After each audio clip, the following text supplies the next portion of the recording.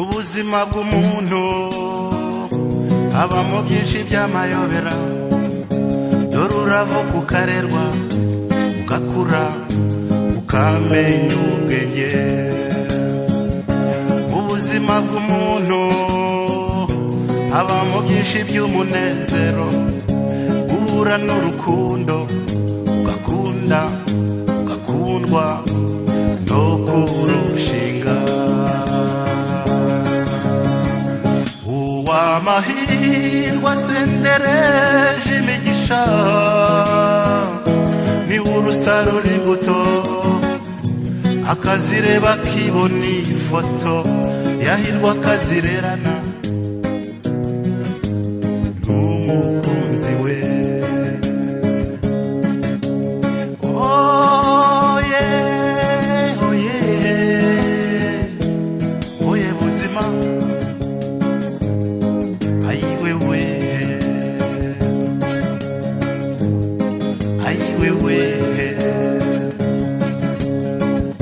Bamwe bavuga Imana uko bayisoma mu bitabo, cyangwa bagashushanya izabo bavuga ururimi gusa. Abavuga Satani bayitirira badasa nabo, inyungu zinyuranye ni ngombwa havuka intambara ikaze. Uwamahirwe asendereje imigisha, aratunga akadamarara akumva ko arusha abandi gukora, cyangwa se no gusenga, nyamara byahebye ukajya.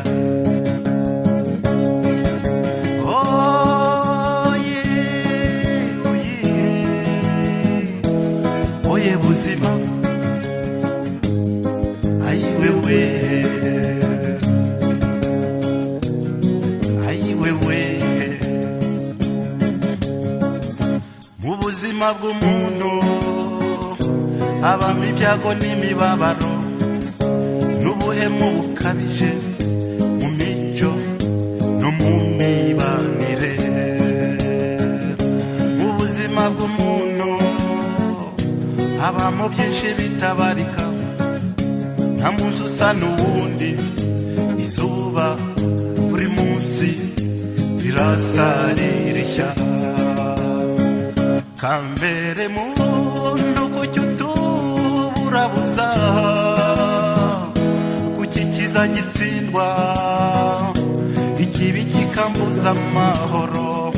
Si ubundi icyaha ni iki kukuri udasobanutse.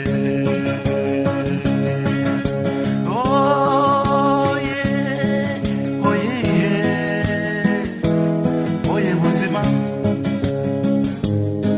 ayiwewe.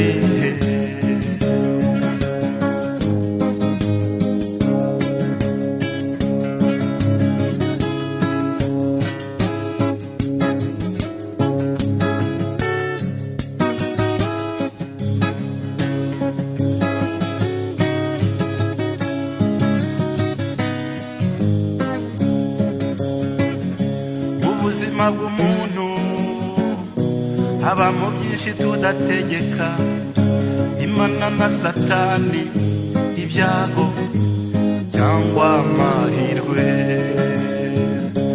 Ubuzima ni imvange, ibyiza n'ibibi bigendana, kwishima no kurira bihora bisimburana.